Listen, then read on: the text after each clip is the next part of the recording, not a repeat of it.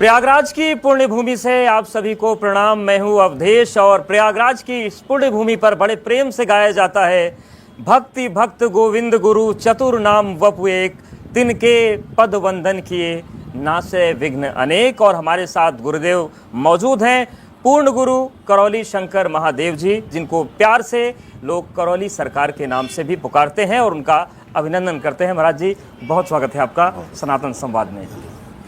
महाराज जी, महाकुंभ की इस धरती पर बहुत सारे मंथन होते हैं, बहुत सारे पुराने विषय हैं उस पर भी बात होती है, जो नए विषय होते हैं उन पर भी बात होती है और आपके चमत्कारों की चर्चा भी होती है। और बहुत सारे ऐसे लोग हैं जो उन चमत्कारों को लेकर बहुत सारी बातें भी कहते हैं, पक्ष विपक्ष दोनों है। लेकिन आप वैदिक डीएनए की बात करते हैं, तो सबसे पहले बताइए कि ये वैदिक डीएनए क्या होता है? अब इस महाकुंभ की इस नगरी में सबसे पहले आपके इस सनातन संवाद कार्यक्रम में आपने जो बुलाया उसके लिए बहुत बहुत धन्यवाद। जो आपने डीएनए की बात पूछी, डीएनए हम लोग एक अंग्रेजी शब्द लेते हैं ताकि सब लोग समझ सकें, नई पीढ़ी समझ सके। असल में गोत्र की बात करते हैं हम लोग, कुल की बात करते हैं। तो हमारा जो कुल होता है वो कुल एक बहुत बड़ा कुल होता है। कुल में 100, 200, 500 लोग भी हो सकते हैं।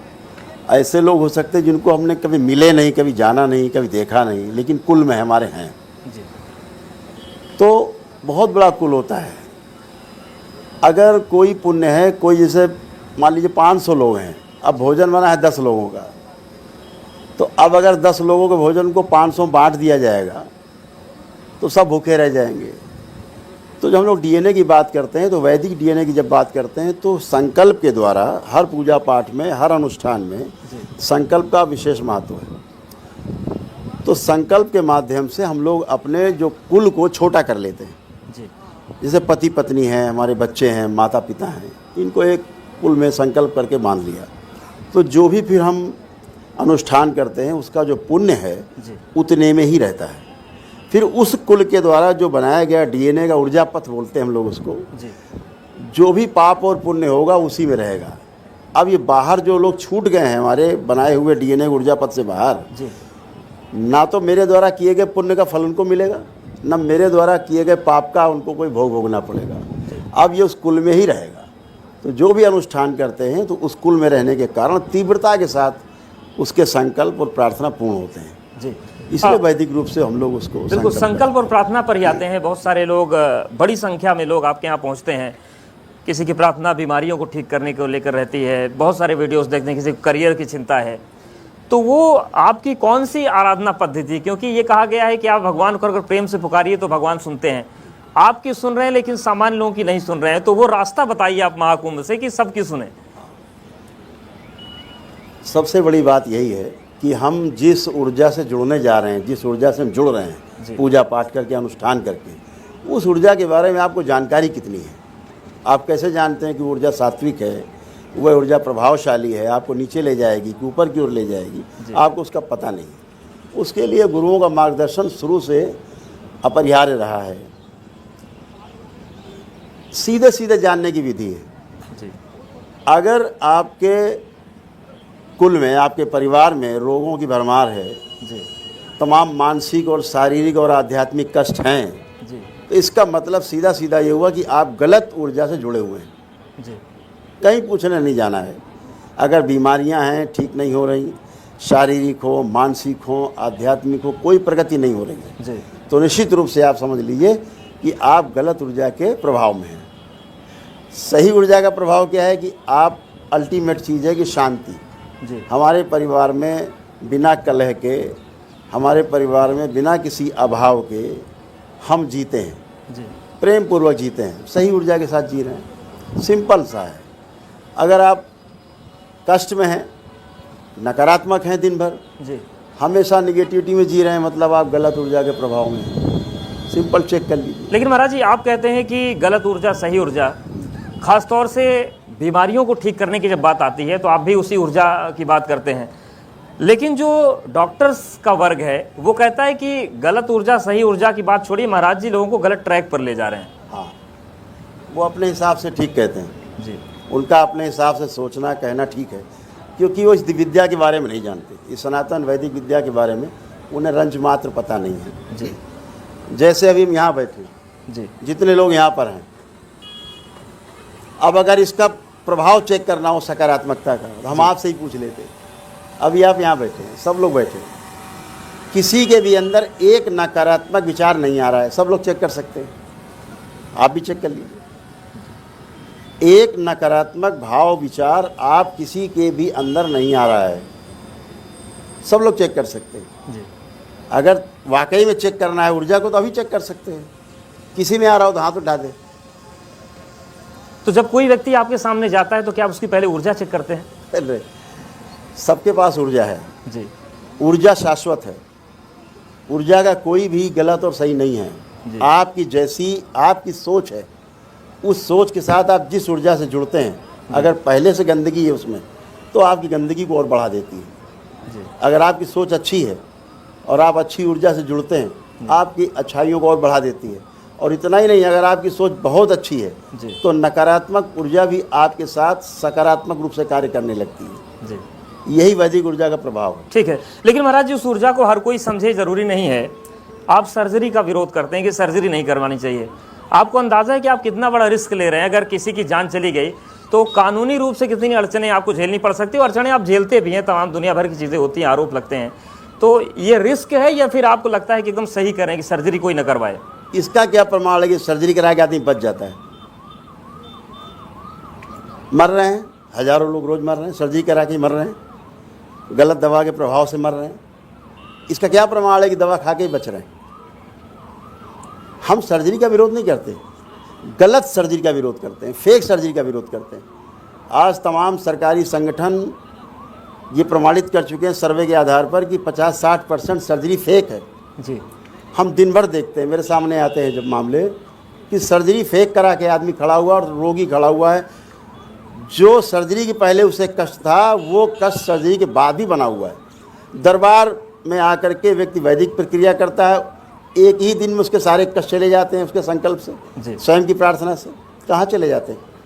शरीर में जो रोग है जी वो स्थूल में ढूंढ रहे हैं, हाड़ मांस के शरीर में ढूंढ रहे हैं। रोग की शुरुआत तो जो हमारे वैदिक सनातन धर्म में माना गया कि हमारे जो 3 शरीर हैं, कारण शरीर जी दूसरा सूक्ष्म शरीर और तीसरा स्थूल शरीर। हमारे रोग की जो शुरुआत है हमारे स्मृतियों के कारण है। जी अगर हमारी स्मृति बनी हुई हमारे कर्मों के कारण, पूर्व जन्म के, वह स्मृति सक्रिय रहेगी। जैसे ही हमारे ग्रह नक्षत्र और प्रभाव हमारा विपरीत आएगा, जी वो स्मृति कर्म भोग हमारे सामने आएगा, वो स्मृति फलित होने लगेगी। और उसका सबसे पहले जो प्रस्फुटन होगा वो होगा हमारे कारण शरीर में बीज के रूप में।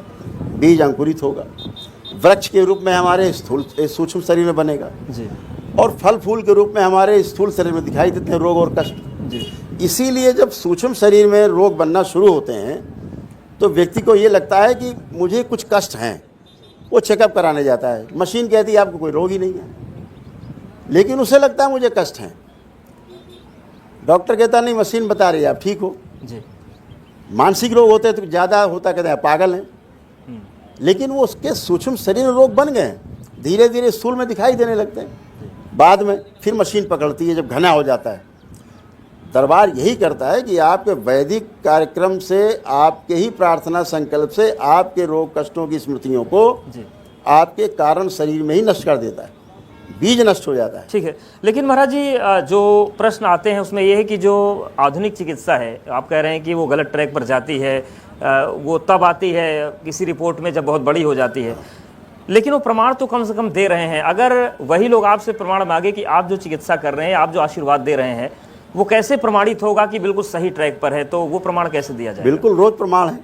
परिवार के परिवार परंपरा पूरी खड़ी होती है, पूरी परिवार परंपरा 4-4, 6-6, 8, 10-10, 12-12, 15-15 लोग, एक ही परिवार के लोग, एक व्यक्ति संकल्प करता है, बाकी सबका एक व्यक्ति वैदिक प्रक्रिया करता है, फिर पूरा पूरा परिवार मेरे समक्ष खड़ा होता है। जी हम स्क्रीन पे होते हैं, हम यहाँ हैं कि अमेरिका में हैं, कोई फ़र्क नहीं पड़ता। जी स्क्रीन पे वो हमें देखता, हम उसे स्क्रीन पे देखते हैं, उससे वार्ता कर लेते हैं, वो कहते हैं हम सब ठीक है। तो यानी कि आप जो बातें करें, क्या ये मंत्र विज्ञान है जिसको विज्ञान कहा गया? मंत्र विज्ञान की बात कर रहे हैं? बहुत बड़ा विज्ञान है, तंत्र मंत्र और यंत्र बहुत बड़ा विज्ञान है। और जो वैदिक आपने विज्ञान। त्रिकोण तिलक लगाया रखा है, क्या इसका भी संबंध ऊर्जा से? क्योंकि मेरी नजरें जब से आप आए तब से इस त्रिकोण तिलक पर टिकी हुई हैं। अगर ये रहस्य है तो ये बता दें। नहीं, ये कोई रहस्य संसार में दरबार की पहले सबसे बड़ी आइडियोलॉजी यही है, इस संसार में कोई रहस्य और चमत्कार नाम की वस्तु नहीं होती। जैसे आपने शुरुआत में कहा कि चमत्कार, कोई चमत्कार और रहस्य नाम की संसार में कोई वस्तु नहीं है। तो आप जो कर रहे हैं वो क्या है? हाँ, जो आप होते हुए देख रहे हैं, आपने कभी होते हुए देखा नहीं है जी। आपको चमत्कार लगता है। उस विधि को नहीं जानते जिस विधि से हो रहा है, आपको रहस्य लगता है। आप विधि जान जाते हैं, रहस्य खत्म हो जाता है, चमत्कार खत्म हो जाता है। जी। ठीक है, तो न रहस्य है न चमत्कार है, वैदिक प्रक्रिया है, वैदिक विज्ञान है और पुरातन विज्ञान है। युगों युगों से था स्मृति का विज्ञान जी। तो आज भी वही फलित हुआ है। इस कलयुग में दरबार का अनुसंधान है कि यदि व्यक्ति अपनी स्मृतियों को नष्टीकरण अपने ही प्रार्थना संकल्प से कर सके जी। तो उसके शारीरिक, मानसिक और आध्यात्मिक सब कष्ट चले जाते हैं। ठीक है महाराज जी, बस आपकी भी समय की सीमा है, तो एक आखिरी प्रश्न मेरा ये है कि जिस विज्ञान की आप बात कर रहे हैं, आवाप उद्वाप चलता था, गुरुओं ने सिखाई नहीं सिखाई, और धीरे धीरे बहुत सारा विज्ञान हमारा शायद वो नष्ट हो गया। क्या उस विरासत को आप आगे बढ़ा रहे हैं? क्या ऐसे शिष्य आप बना रहे हैं जिनको ये विज्ञान आगे बढ़ाएं? हाँ बिल्कुल, दरबार प्रत्येक पूर्णिमा को जो भक्त दरबार आते हैं, जुड़ते हैं, वैदिक प्रक्रिया करते हैं, वह और उनके परिवार स्वस्थ होते हैं। स्वस्थ होने के बाद कृतज्ञता के रूप में वो बाबा से, हमारे गुरुदेव से दीक्षा प्राप्त करते हैं जी। और दीक्षा प्राप्त करके दरबार से जुड़ते हैं और दीक्षा के उपरांत जो मंत्र जब, फिर वो तंत्र की उसमें जाते हैं, विधा में जाते हैं, सीख रहे हैं जी। और हज़ारों लोग इस विधा को आगे बढ़ाने में सहयोग कर रहे हैं। और निकट भविष्य में, बहुत ज़्यादा लंबा समय नहीं, 2025 में आपके सामने परिणाम होंगे कि करौली शंकर महादेव के दरबार से हज़ारों बाबा माँ के जो शिष्य हैं जी, वो तंत्र में दीक्षित होकर के लोगों की सेवा करते आपको मिलेंगे जी। लेकिन महाराज जी, अब मेरे मन में एक प्रश्न और भी आ रहा है। प्रश्न खैर पत्रकारों के मन में आते हैं, लेकिन जब आपके पास हर चीज़ का इलाज है, हर ऊर्जा को, नकारात्मक ऊर्जा को आप सकारात्मक कर सकते हैं, तो जो लोग आपको ट्रोल करते हैं या जो लोग आपको पाखंड से जोड़ने लगते हैं, उनकी मानसिक स्थिति आप क्यों नहीं सही कर पा रहे हैं? भाई कैमरा मैंने कैमरा चला रहे हैं, हम इनको क्या डायरेक्शन दे सकते हैं? हमें पता नहीं इसके बारे में, लेकिन हम ज्ञान देने लगे।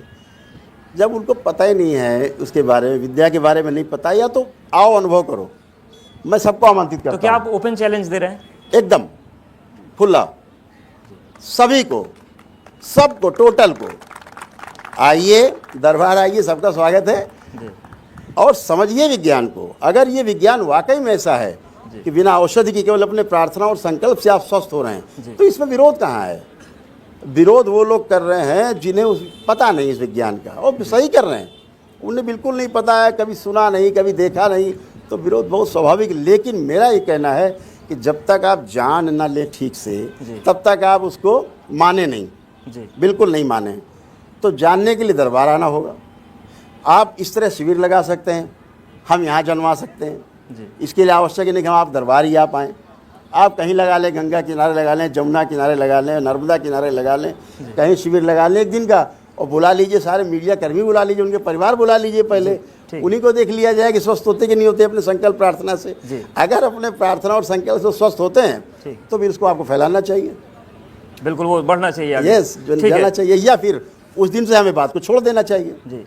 क्या उन लोगों को भी इलाज करने की ज़रूरत है? कोई काली माता बन के नाच रहा है, कोई हनुमान जी बन के नाच रहा है, कोई केला बड़ी गंदी तरीके से खा रहा है, बहुत सारे दरबार लग रहे हैं देश में, तो उन दरबारों को तो भी तो ठीक करना पड़ेगा आपको। ये पागल हैं, सब पागल हैं, बेवकूफ़ हैं, पागल हैं, दूसरों को पागल बना रहे हैं, बेवकूफ़ हैं, दूसरों को बेवकूफ़ बना रहे हैं। कोई ऊत भूत प्रेत होता नहीं इस तरह का। पर एक दरबार छतरपुर लगता है, वहाँ भी भूत की बात कोई लगता हो, पूरे संसार में कोई दरबार लगता, बेवकूफ़ एक बेवकूफ़ी है। भूत का मतलब भूतकाल की हम बात कर रहे हैं जी। हम भूत, वर्तमान, भविष्य की बात करते हैं। दरबार कहता है ना भूतो न भविष्यति, वर्तमान में रहिए, कोई रोग नहीं है जी। आप भूतकाल में जाएंगे, भूतकाल को बार बार सोचेंगे, बार बार सोचेंगे तो आप भूत में चले जाएंगे, भूत बन जाएंगे जी। आपकी स्मृतियाँ गहरी हो जाएंगी। कहीं ऐसे कोई भूत प्रेत नाम लेते हैं, ऊर्जा है उसका नाम है, लेकिन उससे भयभीत होना, ऐसा कोई भूत प्रेत नहीं होता जो आपको खा जाएगा, मार डालेगा, जान ले लेगा, छीन लेगा, कुछ नहीं होता। मानसिक रोग है। दरबार में आते ही एक दिन में कहाँ चले जाते हैं भूत प्रेत?